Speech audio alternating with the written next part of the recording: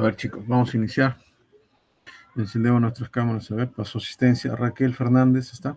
Raquel. Presente, profesor. Hola, Raquel, ¿puedes encender tu cámara, por favor?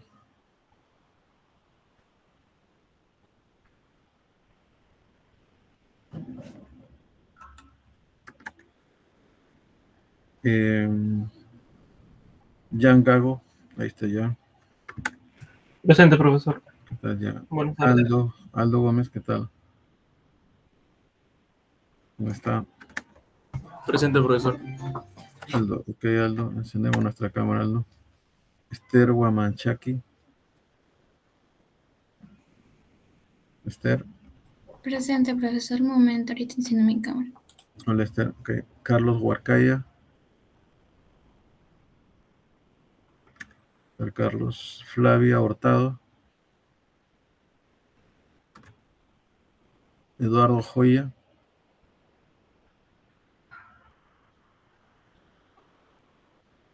Eduardo.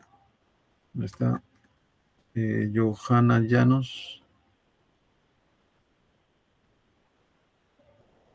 Johanna. Ángelo Loaiza. Presente, profesor. Hola, Ángelo. Yanina Martínez. Presente, profesor. Dentro de un rato prendo mi cámara, por favor. Ok, Yanina. Ashley Mío.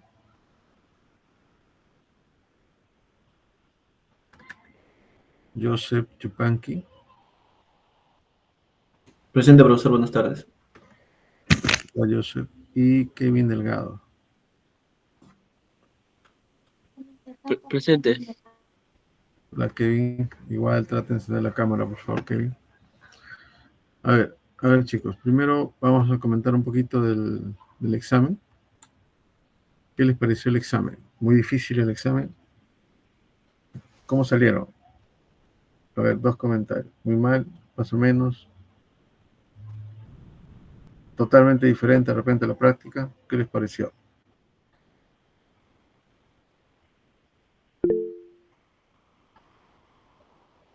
Ok, teórico dice. ¿Y el práctico?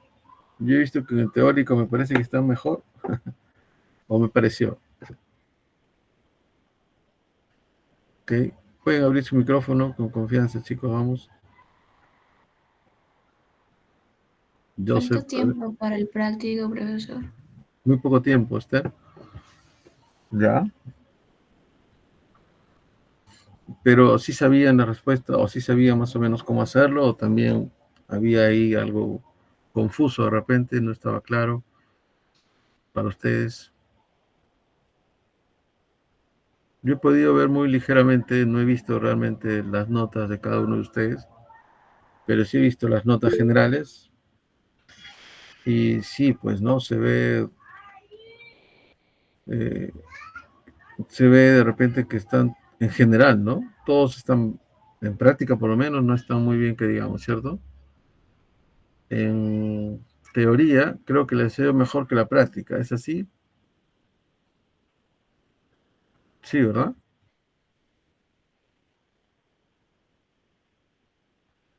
Ok. ¿Y estás muy mal en el práctico, Carlos, o más o menos salvable?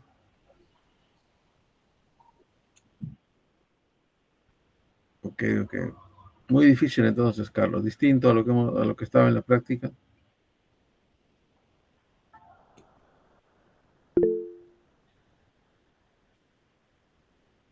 Ok. Aldo, a ver, Aldo. Justo lo que decían, que el tiempo también estaba un poco en contra, porque era bastante similar a lo de la práctica y si leías un poco también lo podías resolver, pero el tiempo se te ajustaba para analizar, para hacer el gráfico. Si querías hacer todo tu cuadro para que entiendas mejor tu ejercicio, se te ajustaba un poquito más el tiempo. Ok. Muy bien. Y Joseph, por ahí quería comentar. Sí, profesor, igualmente el tiempo. Y tenía un poco de dudas en el segundo ejercicio, en cómo era la interpretación. No sabía cómo realizarlo. Creo que eso era de los pescadores, creo si no me recuerdo. Ya. La verdad, nosotros no tenemos acceso al examen, ¿no? Los profesores de práctica, bueno, no tenemos acceso, al igual que ustedes, lo vemos, bueno, en mi caso no he podido ni verlo bien la práctica, pero el profesor es quien elabora tanto la práctica como la teoría, ¿no? Pero siempre tiene esa consideración, ¿no? De poder elaborar de repente la práctica de acuerdo a lo que hacemos nosotros cada semana, ¿no? Esa es la idea. Entonces, espero pues que en la siguiente les vaya mejor. Yo tengo que pasar notas de las primeras prácticas que ustedes han presentado. Tengo por ahí los archivos que han subido. Es siempre bueno subir en el tiempo que se ha quedado. Eso es básicamente los puntajes, ¿no? Que a veces se considera. Eso es uno, y lo otro es la participación de ustedes, ¿no?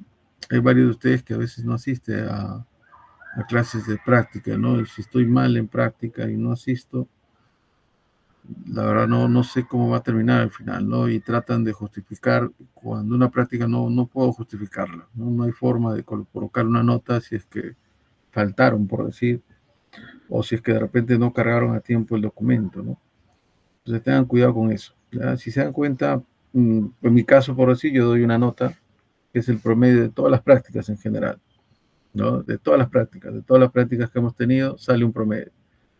Ese promedio es lo que la profesora va a considerar y le va a añadir las notas que ustedes han sacado en los exámenes, ¿no? Tanto teórico como práctico. Entonces, tengan mucho cuidado, no se descuiden. Yo veo, bueno, yo siento de que a veces se descuidan un poquito, el grupo en general, asistan a sus prácticas. Acuérdense que por asistir tienes una nota, ¿no? O sea, por asistir, participar, abrir tu micrófono, dar tu comentario, de repente el ejercicio, tienes una calificación, ¿no?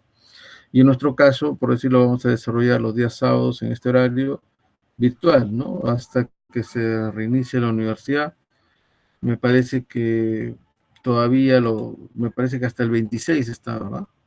No sé si el 26 también, saben ustedes si va a estar cerrado la universidad. Creo que por el paro postergaron el examen del día 12, o estoy equivocado. Tenían, creo, examen, ¿no? Por lo que he visto en la noticia, profesor, solo dieron 2 horas más. O sea que iba a comenzar a las 10, 10:30. Ok, ya.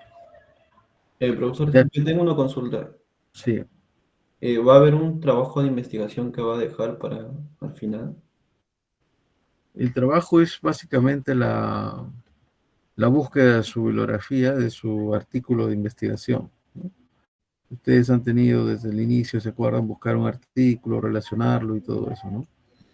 Igual, dentro de la estructura, voy a consultar a la profesora si es que ustedes van a, más que presentar un trabajo de investigación, no lo van a hacer, ¿no? Sino es un poquito comentar de repente un artículo de investigación, más que realizarlo.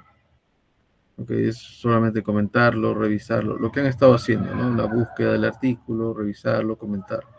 Pero no es hacer un artículo, ¿no? Tampoco es hacer una investigación, ¿no? Que son dos cosas distintas, ¿ya? Muy bien, Joseph. ¿Alguna otra pregunta?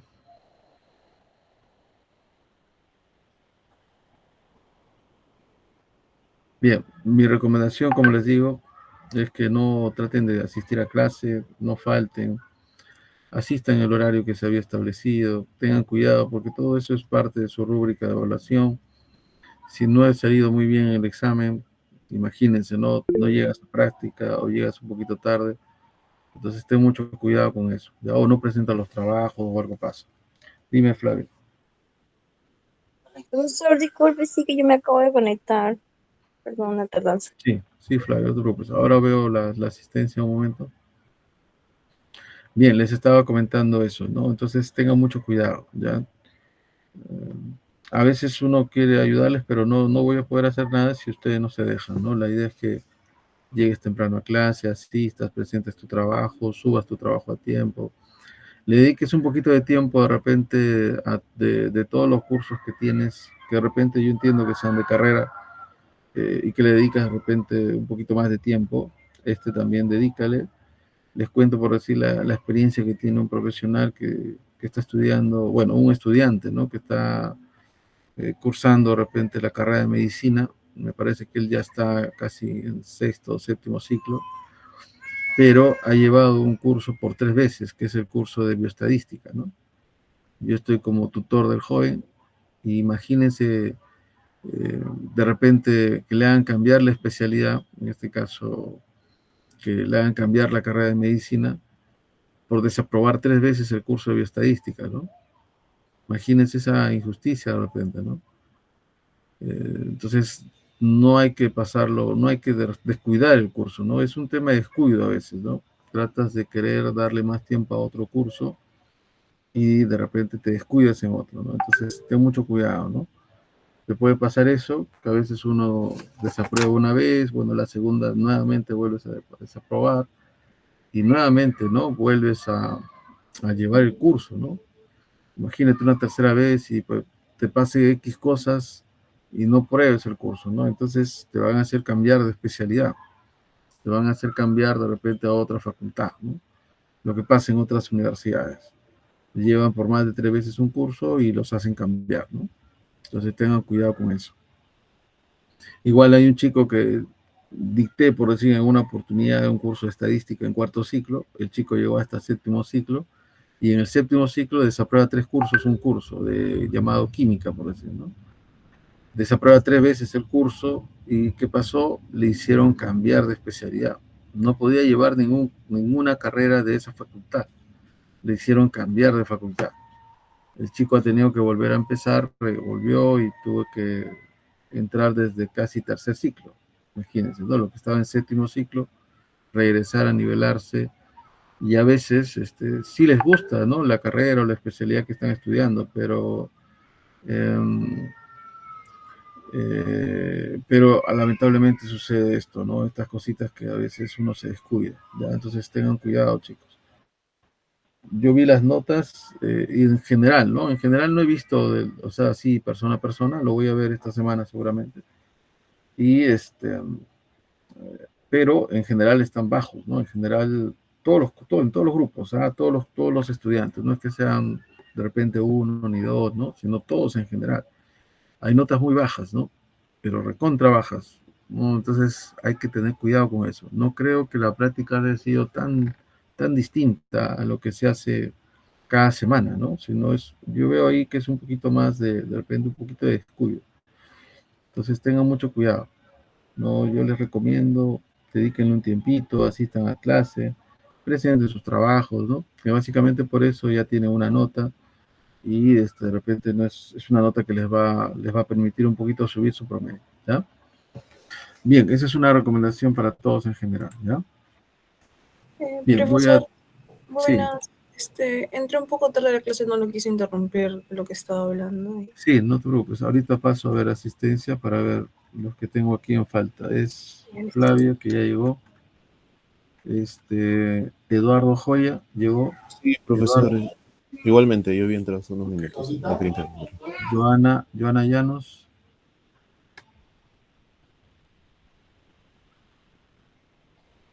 Ashley Mío. Presente, profesor. Ok.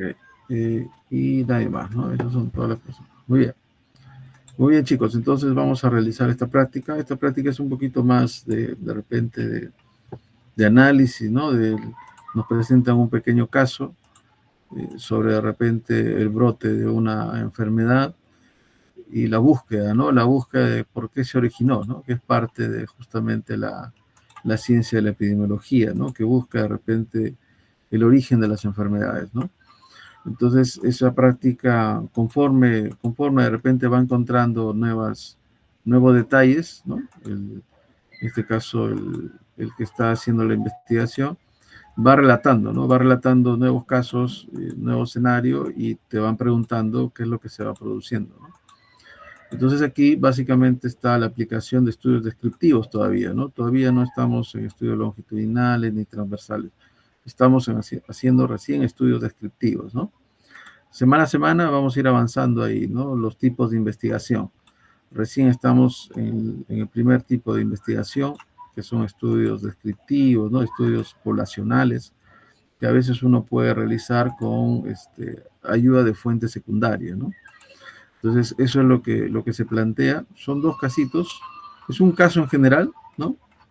Pero aparte, luego de ese caso, hay más, más casi, hay otra guía más, ¿no? De estudios ecológicos que también son prácticamente dos preguntitas, que también tiene que ver con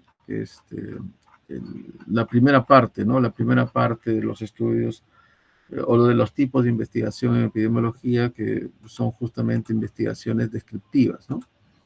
Entonces vamos a realizar esta parte. ¿Ok? Nosotros estamos ahí estudiando recién, ¿no? Recién ustedes ya de repente la parte teórica ya han visto los nuevos tipos de investigación, ¿verdad? Nosotros recién estamos entrando a hacer la práctica de estudio descriptivo. Sí, por ahí levantó la mano Joana. Dime, Joana. Profesor, sí, disculpe, tuve un inconveniente, un poco familiar, y por eso entré tarde a la reunión, pero si me puede considerar en la lista de asistencia, por favor. A ver, Joana, creo que ya te... Ah, ya te... Ya. Sí, Ok. ahorita enciendo mi cámara también. Ok, chicos, ya está.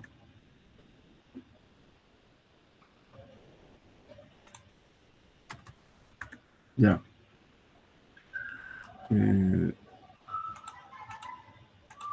Bien, chicos, entonces estábamos hablando de estos tipos de diseños, ¿no? Entonces, toda la práctica, conforme vamos avanzando semana a semana, se va a tratar justamente de realizar este tipo de práctica. Es decir, van a ser casitos de repente en donde te van a mostrar un estudio de repente, no sé, descriptivo. Entonces tú vas a empezar a identificar sus características que tiene, ¿no? Para poder identificar este tipo de estudio, ¿no? También va a haber estudios analíticos, ¿no? Más adelante, así, semana a semana, entonces, se va a trabajar estos tipos de diseños epidemiológicos, ¿ya? Entonces vamos a empezar rápidamente con esta práctica. A ver, ¿quién desea iniciar de repente con la primera pregunta? A ver, vamos a ver cómo levantaron la mano. Aquí está Raquel, en ese orden, ¿ya? Manténgale ahí levantado su manito, no hay problema, conforme vamos avanzando, manténganlo. No bajen su manito, aquí vas a mantener la manita levantada para yo ir viendo quiénes van participando, ¿ya?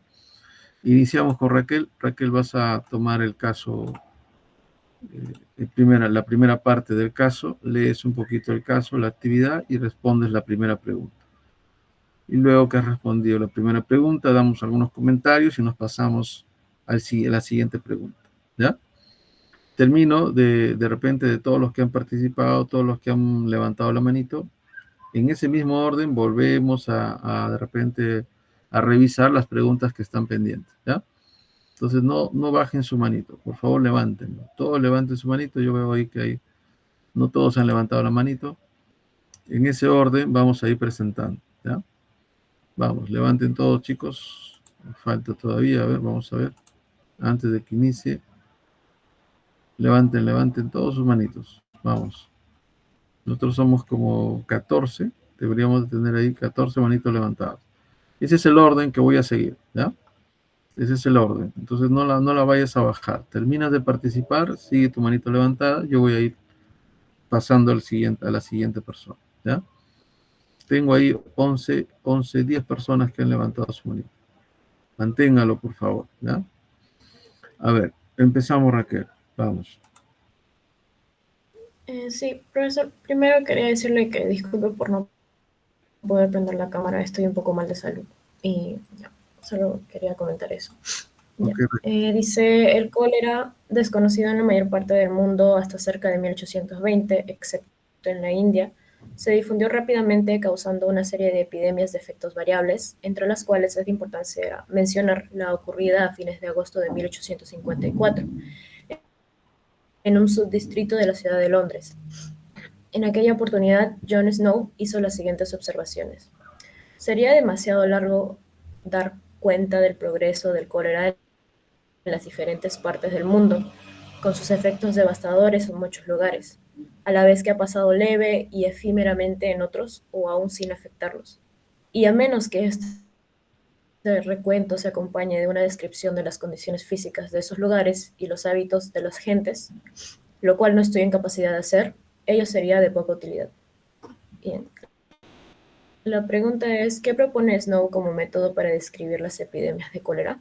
John Snow señala que para describir adecuadamente las epidemias de cólera es necesario tener en cuenta las condiciones físicas de los lugares afectados y los hábitos de las personas. Propone que sin estos detalles específicos, un recuento de la expansión de la enfermedad no sería útil. Entonces, sugiere que para entender la propagación del cólera se deben incluir factores geográficos, ambientales y sociales.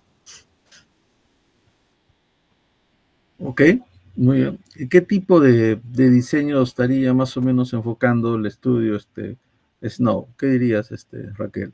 De lo que hemos visto, de la primera parte que has visto, ¿no? ¿Qué tipo de diseño podría ser?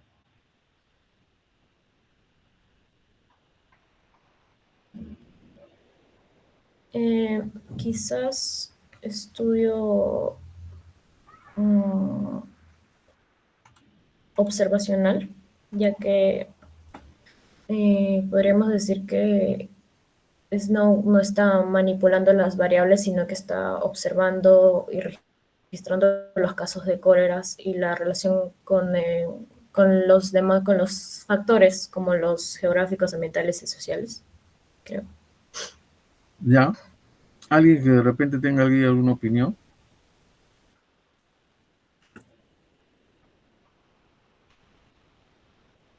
¿Qué consideraron, por decir ahí? ¿Qué tipo de estudio podría estar proponiendo Snow que se realice, por decir? ¿Es descriptivo? Es un estudio descriptivo, ¿cierto? Más que analítico todavía. Recién estamos viendo de repente un estudio descriptivo. Ahí nos dice, ¿no? De repente, si vamos leyendo nuevamente, nos dice ahí, ¿no? Dice, es demasiado largo, dice, dar cuenta del proceso del cólera en las diferentes partes del mundo, ¿no? Ahí nos dice también, y a menos dice que este recuento, dice, se acompañe de una descripción, dice, de las condiciones físicas de estos lugares y los hábitos de la gente, lo cual dice, no estoy en capacidad de ser, ello sería de poca utilidad, dice, ¿no? Entonces, él propone estudiar de repente, ¿no? De manera general a toda una población, ¿no? Más que de repente hacer un estudio individual, de repente, ¿no? Entonces ahí, más o menos en el escenario que él está enfocando su trabajo, eso es como trabajar un grupo de poblaciones, ¿no? Y cuando nosotros trabajamos grupos de poblaciones, orientamos a hacer a veces un estudio descriptivo ecológico, ¿no? Entonces, por ahí estaría entrando de repente este primer estudio que él propone en una idea de repente escueta de lo que de repente él quiere hacer, ¿no? Entonces, vamos a ver si de repente más adelante él justamente va a ir detallando un poco más las actividades que quiere hacer. Lo que su compañera de repente detalla es correcto, ¿no? Está muy bien todo lo que ha detallado, solo que faltaría dar la idea de qué más o menos, qué diseño epidemiológico estaría de repente en mente de realizar por Snow en base a esta epidemia que de repente ocurrió en ese momento, ¿no? Entonces vamos a ir viendo. Un estudio analítico, para que sea analítico, para que sea observacional, yo tendría que decir que mi estudio es analítico. Y si es analítico, yo tendría que decir, ¿no? Puedo hacer un estudio observacional o un estudio experimental de repente. Por lo que él va describiendo, no tiene nada que ver con un estudio experimental, por decir, ¿no? No hay de repente imaginemos, ¿no? Un estudio de casos y controles, tengo que de repente aleatorizar las muestras, no hay nada de eso. En el caso de observacional, yo tendría que hacer de repente un estudio transversal, un estudio longitudinal, tomando de repente como referencia un momento en el tiempo, o de repente varios momentos en el tiempo. Por ahora no hay nada de eso, ¿no? Solamente es un poco describir de repente lo que está ocurriendo con la enfermedad. Entonces, descartaríamos todos los tipos de diseños analíticos ahora, porque por ahora recién es como se dice, explorando un poquito la enfermedad en este caso, ¿no? La epidemia que estaba sucediendo.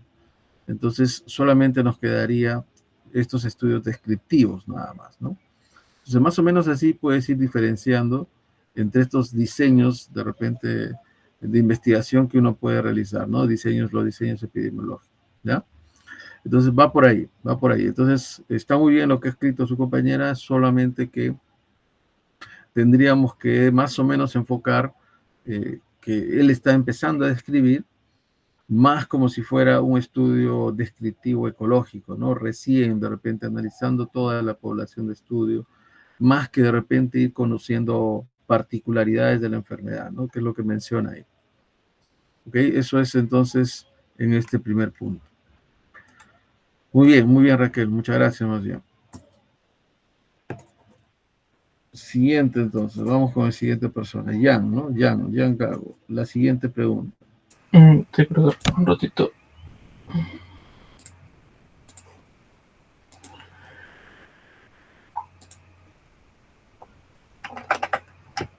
Profesor, Sí, ¿me escucha? sí, Joana. Sí, disculpe, yo tuve que salir porque me conecté desde mi laptop y mi mano se ha bajado hasta como el último participante, pero yo estaba después de mi compañero Joseph. A mí me tocaría hacer el ejercicio número 8. Ya, ¿Está no te bien? preocupes. Me vas diciendo conforme avanzamos dónde estabas, Joana. ¿Ya? Ok, ya, gracias. Ok. Vamos. Ya, a ver, hay ciertas circunstancias, sin embargo, conectadas con la expansión de cólera que deben ser establecidas de una manera general. La enfermedad viaja por las grandes vías del contacto humano, nunca más rápido que el movimiento de la gente, y en general mucho más lentamente, ¿no?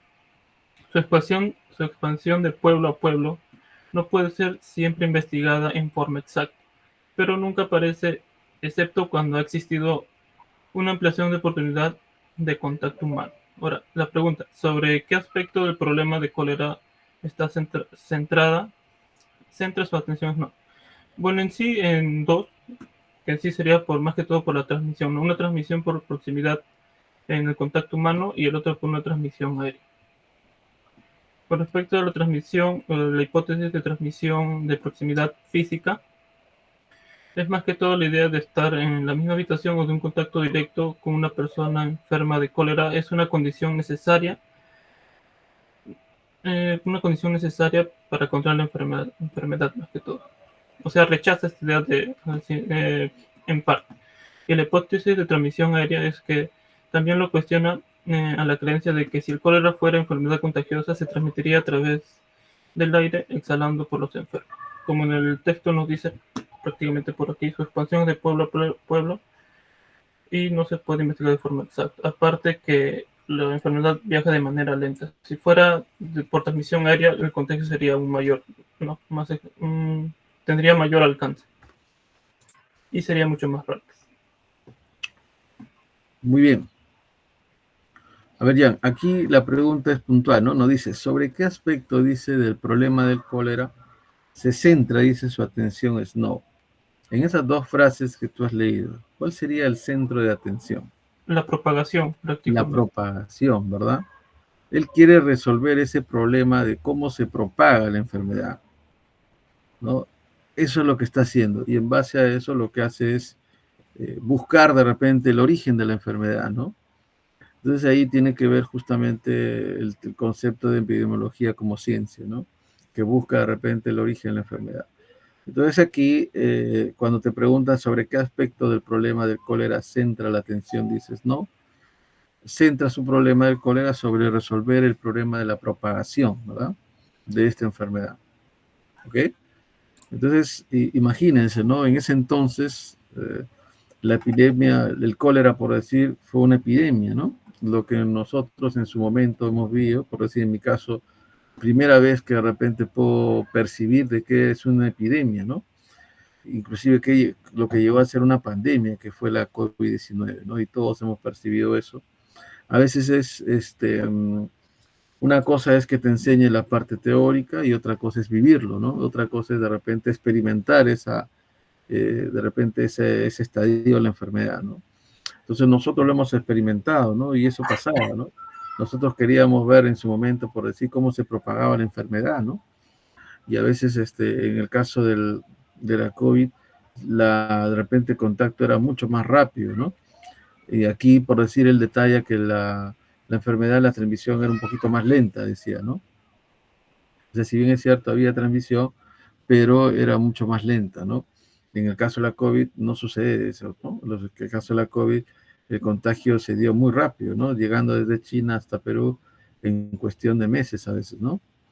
Entonces, eso sería entonces su problema en el cual él se centra, ¿no? En el tema de la propagación, ¿no? Muy bien ya. No sé si eso está claro. Sí, profesor, está claro.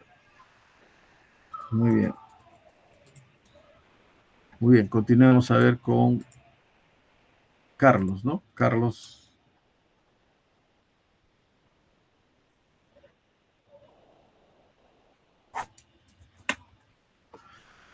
Sí, vamos a ver.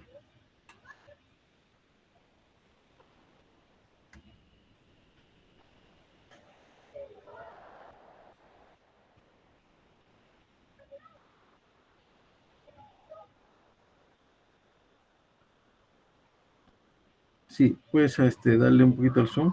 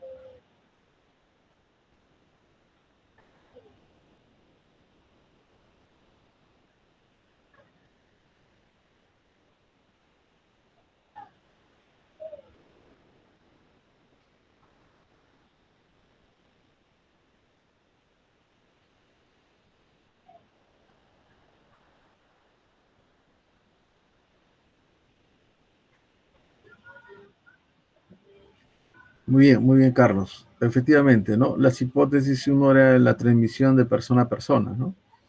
Lo que tú dices, el contacto directo cercano, ¿cierto? Entonces, él refuta eso, ¿no? De que de repente la enfermedad no se está transmitiendo de repente de manera de persona a persona, ¿no? Y ahí nos dice, ¿no? Existen otros, dice, que muestran que primero, dice, la presencia, dice, de una persona en la misma habitación con un paciente atendiendo, no necesariamente, dice, la expone, ¿no? A un veneno mórbido, ¿no? Entonces ahí habla de transmisión de persona a persona, ¿cierto? Ahí nos dice eso. Luego dice, se suele decir que si el cólera, dice, fuera una enfermedad contagiosa o comunicable, dice, su expansión debería hacerse por emanaciones, dice, ¿no? Por emanaciones, dice, del enfermo al aire que lo rodea e inhalados, dice, por otros a sus pulmones, ¿no? Estos supuestos, dice, conducen a opiniones conflictivas, ¿no? Entonces ahí nos dice un poco reflexión, nos muestra, sin embargo, que no tenemos derecho, dice, a limitar el modo de cómo una enfermedad se puede propagar, ¿no? Ya que las enfermedades comunicables, dice, bien conocidas, se propagan de muy diferentes maneras. Entonces ahí él habla de la transmisión de persona a persona, así como esta transmisión a través de fluidos corporales, ¿no? Fluidos o emanación de repente de de que el enfermo de repente realiza al aire y que supuestamente, como tú mencionas, en una enfermedad viral sí ocurre eso, ¿no?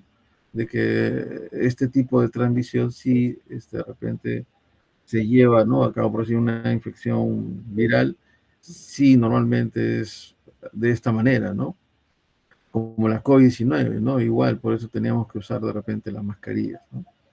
Muy bien, entonces eso es un poquito las hipótesis que él cuestiona, ¿no? En esos párrafos, en el párrafo anterior que has leído, ¿no? Muy bien, Carlos. A ver, vamos a continuar con el siguiente. Siguiente. Esther, vamos, Esther. Sí, profesor, un momento.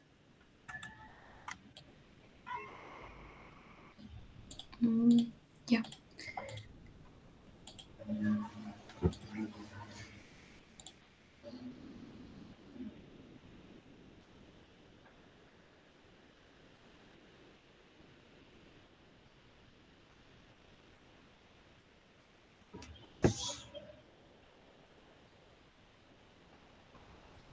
¿Se ve?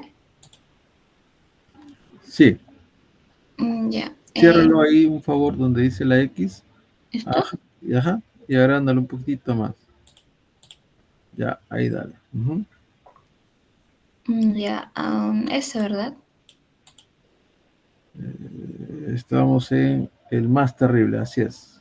Sí, ok. El más terrible brote de cólera que haya ocurrido jamás en este reino tuvo lugar hace pocas semanas en la parroquia St. James, exactamente entre Broad Street, Golden Square y las calles aledañas, en un área de 200 metros del punto donde se cruzan Cambridge Street y Broad Street.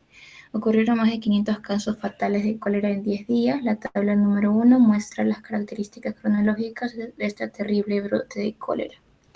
En esta tabla pues apreciamos la descripción por cada fecha, en agosto, septiembre, y los casos fatales que van a darse por la epidemia de cólera y las muertes, ¿no? Y nos pregunta lo siguiente: observe y describe los resultados de la tabla 1 y el mapa y formule conclusiones. Lo que pude yo sacar del mapa y de la tabla más que nada era que la tabla muestra la evolución cronológica de los casos fatales y muertes durante el brote de cólera en la parroquia de St. James, donde comenzó el 19 de agosto hacia finales de septiembre. El brote comienza de manera gradual, con pocos casos fatales. Al inicio de la tabla nos indica, ¿no?, cuántas muertes hubo y cuántos casos fatales, entonces es poco. Y para el 31 de agosto y el 1 de septiembre se registra un aumento notable con 199 casos y 73 muertes. Los días 1 y 2 de septiembre marcan el punto más crítico del brote, con 259 casos fatales y 197 muertes. Todo yo le he sacado la tabla. Después del 2 de septiembre, los casos y muertes empiezan a disminuir de forma continua, aunque los números se mantienen altos hasta el 12 de septiembre. Y ya a finales de septiembre se vuelven escasos, ¿no?, los casos, llegando casi a desaparecer. Entonces, las conclusiones que pude sacar referente a esta tabla es que el brote de cólera exhibe, ¿no?, una distribución en picos que implica un aumento rápido en el número de casos fatales y muertes. El intervalo más crítico se localiza el 31 de agosto y el 2 de septiembre, lo que sugiere que este periodo se alcanzó un punto de saturación de la enfermedad, reflejando su gravedad. Durante los primeros días de brote, como hemos apreciado también en todos los casos que pude sacar, señala una letalidad de cólera en casi todo en la fase inicial. Los datos analizados junto al mapa de Broad Street, que el mapa está en esta parte superior, señalan, ¿no?, que existe una concentración significativa de casos en un área limitada y sugiere entonces un factor local como lo que es la contaminación del agua. Ese es el principal factor que puede haber desempeñado un papel crucial en la propagación de la enfermedad. Y a pesar de la seriedad del brote en su fase aguda, se logró implementar medidas de control que resultaron efectivas a medida que los casos y muertes comenzaron a disminuir. Bueno, y este éxito fue indica que las estrategias adoptadas tras la identificación de la fuente de infección, como cierre de la bomba de agua contaminada, jugaron un papel fundamental en frenar la propagación de la enfermedad en la comunidad. Y eso serían mis conclusiones, profesor. Muy bien, Esther. Ahí, por decir, efectivamente, ¿no? El tema de la descripción del inicio, de repente, de la enfermedad y de repente llegando a los picos más altos, ¿no? Casi a inicio de septiembre. Y también, si se observa, si nos dan el mapita, es justamente para, me acuerdo cuando la primera vez lo vi, no comprendía, ¿no? Pero efectivamente, ¿no? Si ves de repente hay una bomba ahí de agua, ¿no? Esa Sí. bomba, si te ves los casos, esos como moneditas que parece que están al costado, son los casos, dice, ¿no? Que se han suscitado, ¿no? Entonces ahí ves que alrededor de esa bomba están casi la mayor cantidad de casos, ¿no? Lo que de repente hacía suponer de que esa era la fuente de repente de infección, ¿no? Entonces, eso era lo que más o menos se trata de detallar el mapita, ¿no? Mostrando de repente los casos que hay alrededor de la bomba y la descripción de la tablita mostrando de cuándo fue de repente el punto más alto de la enfermedad, ¿no? ¿Ok? Muy bien. Muy bien, Esther, muchas gracias. ¿Quién continúa? A ver, Janina. Sí, profesor.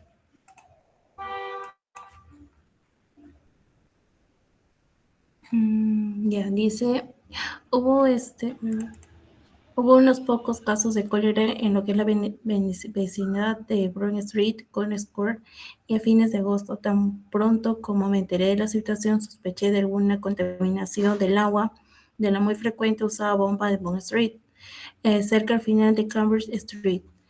Pero al examinar el agua en la noche del 13 de septiembre encontré tan pocas impurezas orgánicas en ella que no me atrevía a llegar a ninguna conclusión. ¿En qué hecho se fundamenta la hipótesis? Bien, el hecho de que motivó a Snow a persistir de su hipótesis fue que no encontró ninguna otra circunstancia común entre las personas afectadas por el cólera, excepto que todos consumían lo que es el agua de la bomba de Bond Street. Eso lo llevó a seguir investigando la posible contaminación del agua.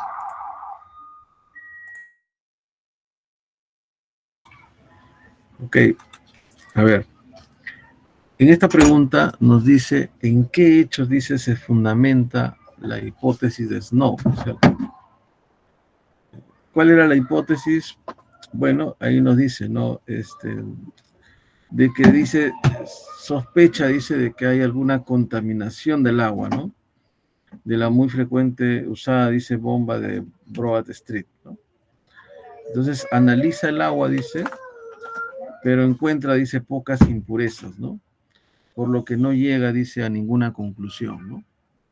Entonces, por ahora tiene esa sospecha, pero como que al no encontrar de repente el tema de las impurezas en el agua, como que todavía él no puede llegar de repente a una conclusión sobre el tema del origen de la enfermedad, ¿no? Entonces, sin embargo, tenía esos pensamientos, ¿no? ¿Cierto? Sí, profesor. Muy bien, Janina. Interesante, ¿no? De verdad que a veces uno cuando ve y lo asocia a veces a la pandemia que ha habido, y ahí ves el sentido del curso, ¿no? El sentido del curso de epidemiología, por decir, ¿no? De conocer el origen de las enfermedades y más aún con este tipo de epidemias que a veces surgen, ¿no? Muy bien, sí, a ver, vamos con la pregunta número 6. Estaría haciendo yo, profesor. En la pregunta 6, bueno, pesquisas posteriores me mostraron que no existía en esta localidad ninguna otra circunstancia común, diferente al agua de la bomba mencionada. Encontré además que el agua varió durante los 2 días siguientes en la cantidad de impureza orgánica visible, y pude concluir que al comienzo del brote pudo haber sido aún más impura.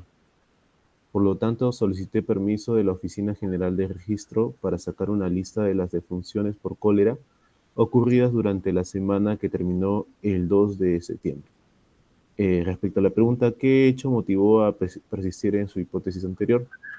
Fue que al observar que no había otra causa común más allá que el agua contaminada, como le dice por acá, y que la cantidad de impureza del agua variaba con el tiempo, ¿no? y bueno, por eso Snow siguió con esa investigación. Así es, ¿no? Él sigue, continúa en su hipótesis porque no encuentra, ¿no? No encuentra otra de repente explicación y de repente la conclusión que tiene es que al comienzo del brote, de repente el agua pudo no ser tan impura, ¿cierto? Entonces, es decir, pudo haber sido más impura de lo que de repente era en la actualidad, al momento que él de repente hace ese análisis del agua, ¿no? Entonces, eso es en el punto número 6. Muy bien, Eduardo. Sigamos a ver.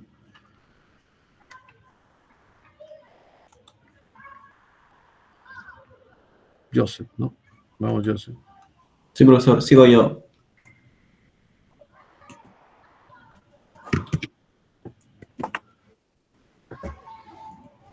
Disculpe.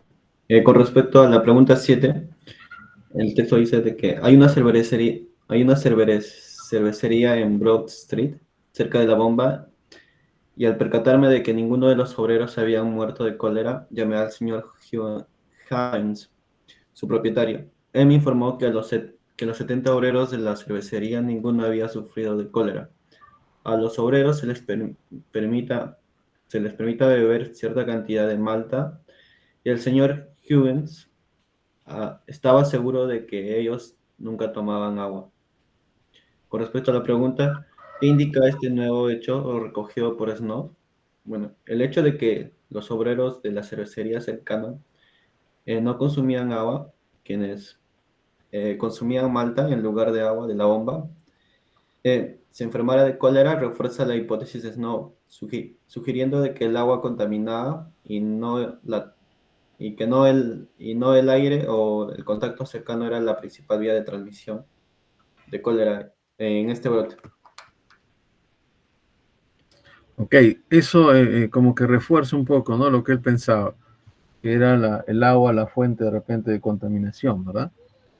Sí. Entonces, ese hecho de que de repente, como todos los obreros consumían solo cerveza, ellos no enfermaron, ¿no? Mientras que de repente los habitantes sí enfermaron por el consumo del agua, ¿no? Entonces ahí refuerza un poco esa hipótesis que él tenía en un momento, ¿no? Muy bien, Joseph. Sigamos. Profesor, justo me toca a mí, porque bajé mi mano hace un rato, lo que le comenté. Dale, a ver. Sí, ya, gracias.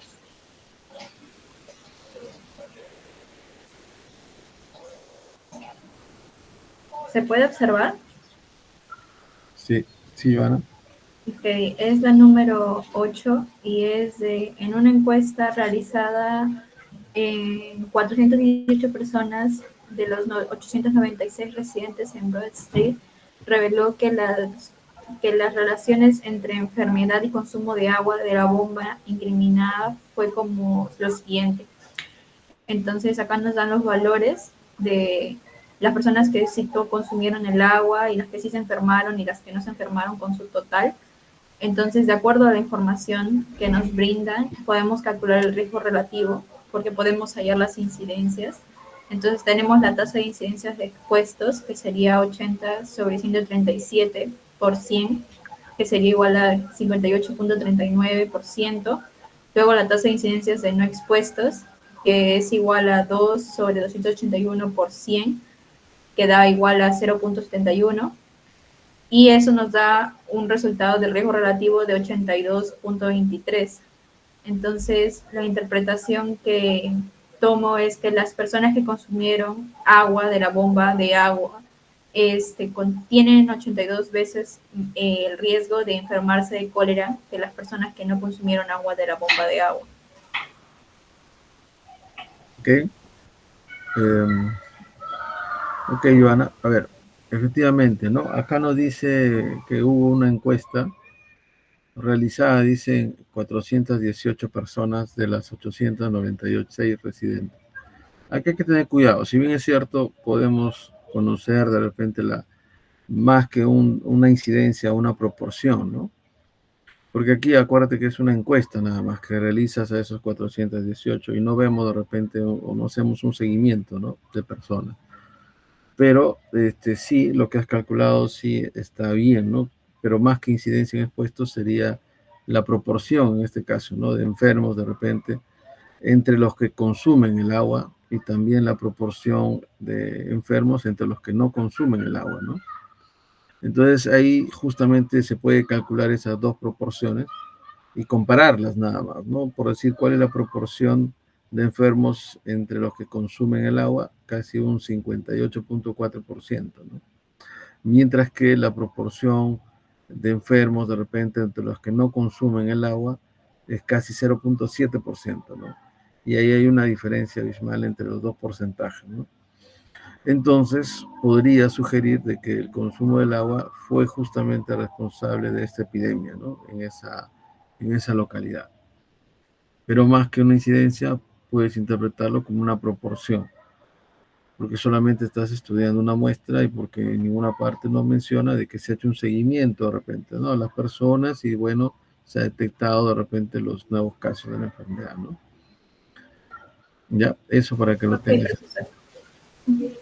Muy bien, muy bien, muy buena, ¿no? Ya está, como se dice, sacando de repente alguna información como para de repente ir viendo, ¿no? Su posición que él tenía de repente del inicio de la enfermedad, ¿no?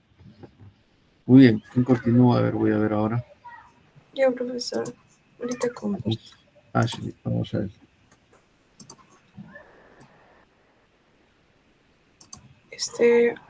Sigue la pregunta 9, que el enunciado es la contaminación del agua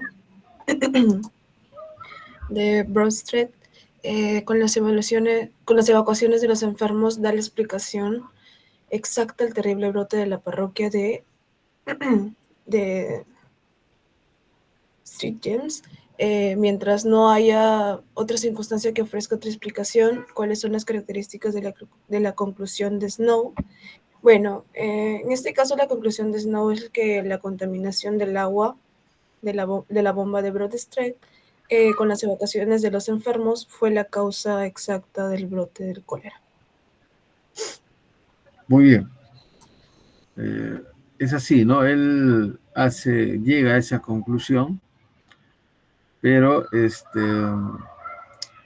no hace ningún un tipo de estudio ni nada de eso, ¿no? Sino a través de las indagaciones, lo que él puede de repente hacer, él concluye de esa manera, ¿no?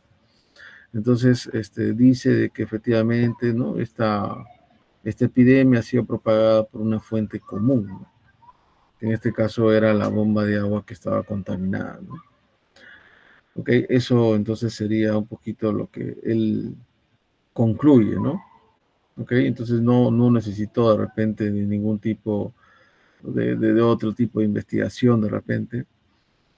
Y después, en su momento, decenas, dice, de años después, se descubriría, dice, al vibrio, ¿no?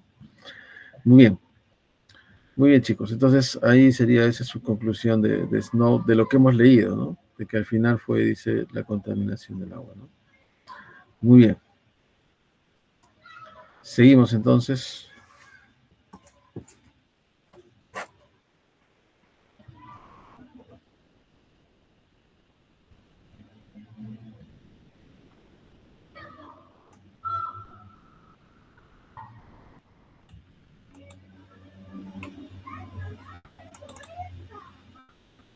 Ángelo, ¿no? Vamos, Ángelo. Sí, profesor, un momento para presentar.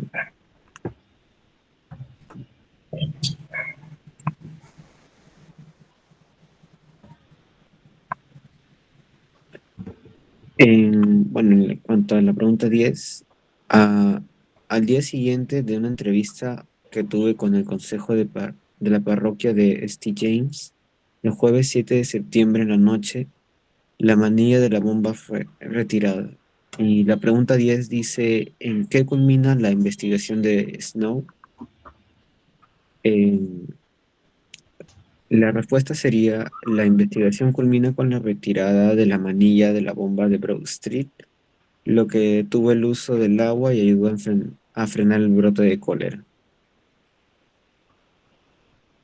Ok, efectivamente, ¿no? Nos dice de que culmina de repente la investigación de Snow con una medida de control de la epidemia, ¿no? Eliminando de repente la fuente de agua contaminada, ¿no? Corta de repente la propagación al realizar esa acción, ¿no? Entonces, se dan cuenta de que a raíz de repente de una formulación de un problema que él se realiza, finalmente llega a realizar una acción como para determinar o para detener un poco la propagación de repente de la enfermedad, ¿no? Ok, entonces, interesante lo que de repente hemos leído. Y en la última pregunta, que su compañero seguramente lo va a detallar, nos va a decir el proceso de repente de razonamiento desde que inició, ¿no? Cómo inició Snow y cómo llegó al final de repente a realizar una acción, ¿no? A ver. Aldo, ¿no? Vamos, Aldo.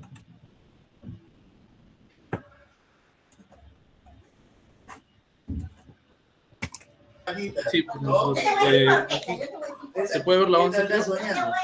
Sí. ¿Se puede ver? Sí, Ok. sí. Dice, establezca el proceso de razonamiento seguido por Snow. En este caso se presenta una situación problemática que tenemos los casos de cólera se propagaron, el brote ascendió a 500 casos fatales en 10 días, como resumen. La hipótesis mostrada por Snow es que la bomba de agua que conecta a los vecindarios aledaños que presentan signos de contaminación puede ser el foco infeccioso del cólera. El diseño que presenta todo el estudio, como ya se dijo, es descriptivo. La recolección de datos que se tuvo es que se hallaron irregularidades en la pureza del agua, sean mínimas. Una fuente común de abastecimiento del agua en una localidad, y además los obreros que no consumían agua de la bomba no se enfermaron, lo cual apoyaba la hipótesis en un principio. El análisis que se tiene es que se realizó una encuesta a la población de esa comunidad para conocer el número de personas que bebieron de esa bomba de agua y su relación con la infección con el cólera. Y se pudo observar que hay una gran proporción de personas que consumieron de esa bomba de agua contaminada y luego presentaron una infección de esta enfermedad. Y la aplicación al problema como tal sería que se dio el cierre de la bomba del agua contaminada. Muy bien, ahí están, ¿no? Las etapas de razonamiento, está el tema de la formulación del problema, ¿no? La situación problemática, formulándose su problema, se formula también su hipótesis, establece su diseño de investigación, comprueba, ¿no? Las hipótesis por distintas, de repente, ¿no? De distintas formas. Uno es el tema del consumo, de repente, de las personas en este bar que solamente consumían cerveza y no habían consumido de repente agua, que de repente apoya un poco a la hipótesis que él tenía. No solamente eso, sino de repente los resultados de esa encuesta también, ¿no? De que se establece ahí de repente una proporción de personas que padecían la enfermedad, se habían consumido de repente la bebida y los que no, ¿no? Y finalmente en la aplicación, termina en una aplicación que es justamente la acción que él toma para evitar de repente la propagación, ¿no? Ok, entonces eso es más o menos todo el proceso que él sigue para su determinación, ¿no? En este caso, para su trabajo de investigación que él realiza, ¿no? Muy bien, Aldo. ¿A alguien le falta participar? Me avisa. 1, 2, 3, 4, 5, 6, 7. A mí, profesor, disculpe. Vamos. A ver, Flavia. Entonces, todavía tenemos más ejercicios. Ahí hay estudios ecológicos. Tenemos un par de ejercicios ahí. ¿A alguien más le falta? A nadie más le falta. Me avisan, por favor, si a alguien le falta. Vamos, este es un casito y ahí hay unas preguntas para responder. Sí, es un caso, profesor. A ver. Dale, léelo y de ahí no respondo. Ya. Bueno, dice, cada vez hay más evidencias acerca del rol de los condimentos y especies en la prevención del cáncer. Entonces se desarrolló un estudio para comparar el consumo de especies y condimentos de la India con otros países y e identificar si hay información sugestiva de alguna relación con el cáncer. Entonces, no, sí. Sí, hay una relación con el cáncer. Se utilizó información transversal sobre disponibilidad de alimentos de la base del tiempo por región mundial. La disponibilidad de especies se midió mediante la cantidad de especies disponibles para consumo humano. Asimismo, se obtuvo de las tasas estandarizadas de mortalidad por cáncer en el año 2008 de la base de datos de Globocan, y se encontró que el consumo mundial per cápita para el 2007 fue del 1,01 kilogramos por cápita. Para el Asia fue en 1,22 kilogramos por cápita, y en la India fue de 2,07 kilogramos por cápita. Asimismo, se encontró una correlación inversa sugestiva entre el consumo de especies y condimentos con las tasas estandarizadas de mortalidad por cáncer. Y bueno, nos hacen 3 preguntas. La primera nos dice, ¿no? ¿Qué característica presenta este estudio? Bueno, las características que encontré en este estudio es que es un estudio de análisis de correlación entre el consumo de especies y condimentos y las tasas de mortalidad por cáncer. Además, que utiliza datos secundarios provenientes de base de datos, como la FOA para la disponibilidad de alimentos y el Globocan para la tasa de mortalidad por cáncer. Además, que es un estudio transversal que, bueno, pues mide las variables en un solo punto en el tiempo, que es en el año 2007 para el consumo de especies y en el año 2008 para las tasas de cáncer. Y también es un estudio que analiza a nivel poblacional, comparando regiones, que en este caso compara Asia, India y el mundo, ¿no? El tipo de estudio que es, bueno, este es un estudio ecológico.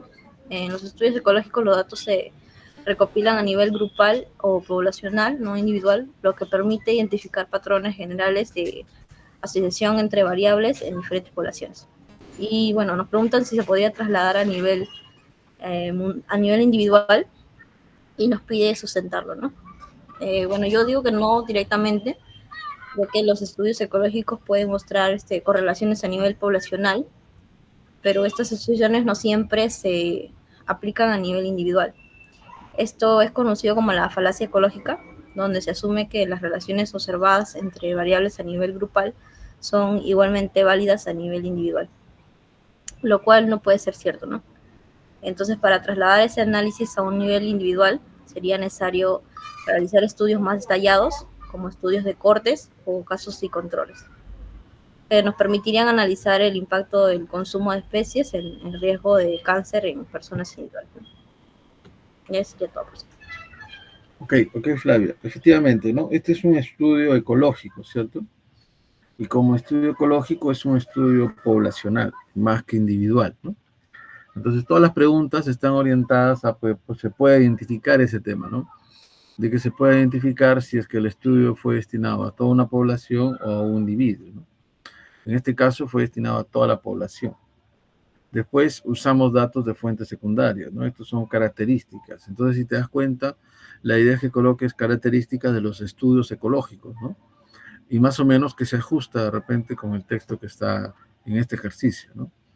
Entonces, dentro de esas características, tienes que mencionar características de estudios ecológicos. Si bien es cierto, estos estudios pueden ser transversales, no te vayas a confundir de repente con los estudios de tipo observacional de repente, ¿no? Que son estudios distintos, por decir. Entonces aquí es un estudio ecológico, está destinado de repente a toda la población, no a individuos, está de repente usando datos secundarios, como lo mencionaste. Los indicadores que usa, ¿no? Los distintos indicadores que usa, busca de repente comparar a nivel global, ¿no? A nivel poblacional, ¿no?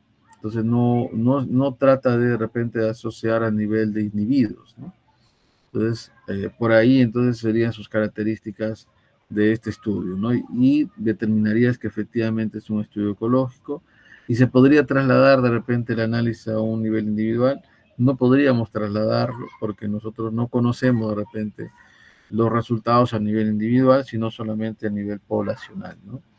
Entonces no podríamos trasladar ese tipo de estudio a un nivel individual y si se hiciera, como tú dices, se cometería este tipo de falacia, ¿no? Pero Eso serían más o menos los comentarios de esas 3 preguntas para ese pequeño casito que nos ha dejado, ¿no? Muy bien, Flavia. ¿Cómo se llama? Y la última pregunta, que es el ejercicio 2. ¿Alguno de ustedes desea presentarlo? Depende de ustedes, no sé, alguno de ustedes, algún voluntario que desea presentar este ejercicio 2. A ver, Aldo.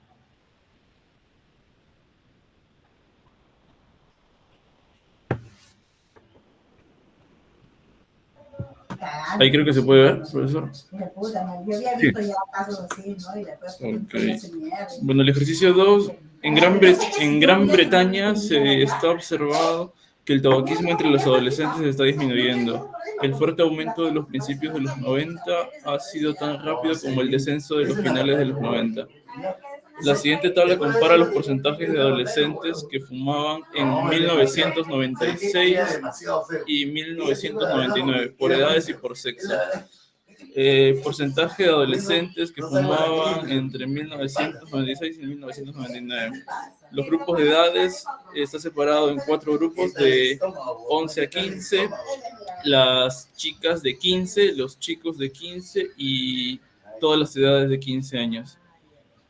Bueno, presenta sus valores en cada lado, donde se ve que hay una mayor prevalencia en la parte de 1996 entre los chicos de 15 en general, ¿no? Se piensa que esta situación se debe a que entre los jóvenes se ha incrementado la propiedad de teléfonos móviles, convirtiéndose estos en competidores de los cigarrillos, ya que por sus características ofrecen el estilo adulto a los adolescentes, dándoles individualidad, sociabilidad, vinculación grupal y otras actividades propias del adulto. Los autores comparan la propiedad del teléfono móvil con los porcentajes de tabaquismo en adolescentes durante el periodo en el que las tasas de tabaquismo han disminuido entre los adolescentes. La propiedad de los teléfonos móviles se ha incrementado. Se puede apreciar el gráfico de una comparativa entre el cigarrillo o smoking, el fumar, y mobile phone ownership, la cantidad de población que tiene celular, el uso de celular, y se ve el ascenso de este dispositivo, ¿no? Entre estos años. La tendencia en la propiedad de teléfonos móviles ha continuado marcadamente en alza, alcanzando el 70% entre los adolescentes de 15 a 17 años en el 2000. Y bueno, habla de la referencia, ¿no? ¿Qué características presenta este estudio? Se va a presentar un análisis poblacional referente a las variables de consumo de tabaquismo y uso de celulares en adolescentes, donde se evalúa datos como edad, sexo y género. El estudio al que relata es igual un estudio ecológico poblacional. Es posible inferir que a un adolescente al adquirir un teléfono móvil disminuye el consumo de tabaco, no, ya que puede haber otros factores que disminuyan el consumo de tabaco en los adolescentes, ya que no hay una referencia completa, sino solo una comparativa, según este estudio. ¿Cuáles son las ventajas y desventajas de este tipo de estudios? Las ventajas son que son de fácil realización, ya que se utilizan fuentes secundarias, como la mencionada, y las desventajas sería que los datos no son de fácil validación, ya que no podemos especificarlo como se menciona en la individualización, no solamente se tiene una población general. ¿En qué situaciones pueden aplicarse este tipo de estudios? Estudios poblacionales y como primer paso en las investigaciones. Ok, Aldo. Muy bien, muy bien.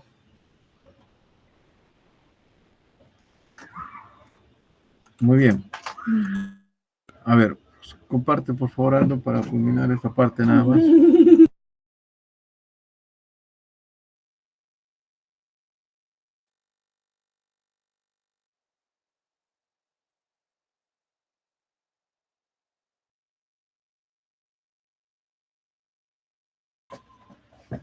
Ya, lo disculpa.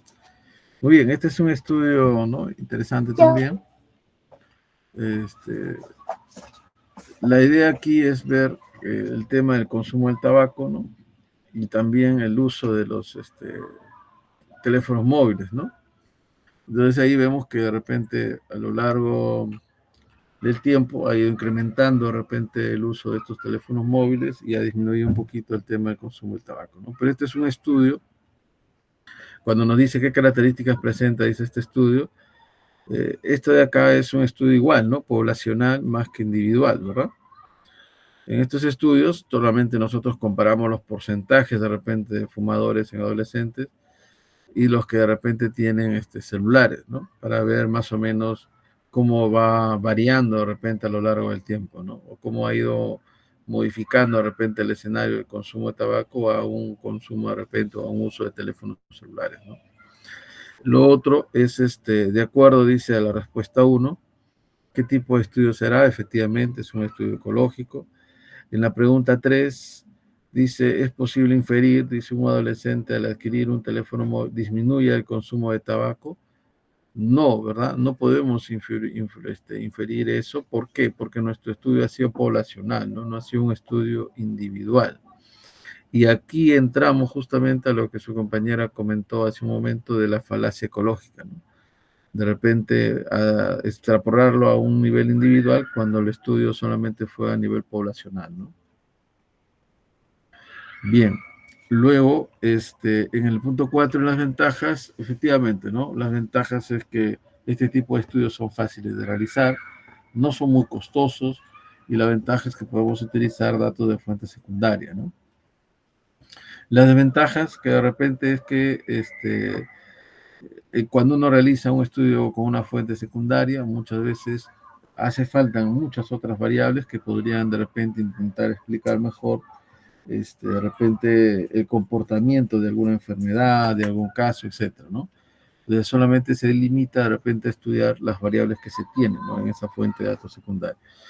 Lo otro es que no podemos hacer de repente un resultado a nivel individual, sino más bien solamente podemos darlo a nivel poblacional, ¿no?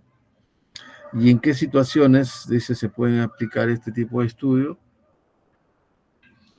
Aquí, ¿en qué aplicaciones lo colocaste? Por eso tú estudios poblacionales y como primer paso en las investigaciones. Efectivamente, ¿no? Son más estudios exploratorios, ¿no? Cuando de repente a veces desconocemos de repente qué es lo que puede suceder en la realidad sobre un tema en específico, entonces muchas veces se hacen este tipo de estudios, ¿no? Para poder de repente identificar algunos otros problemas y focalizar de repente un nuevo trabajo de investigación, ¿no? Esos son los tipos de estudios que realiza de repente o que se realiza en este tipo de investigación, ¿no? Muy bien, Aldo. Entonces, hemos repasado básicamente un buen caso, creo yo, del cólera, muy interesante, y dos casitos más que de repente les hacen ver un poquito de en qué consiste un estudio ecológico. Ok. Muy bien, chicos. Entonces, les agradezco de todas maneras la participación. ¿Qué les pareció?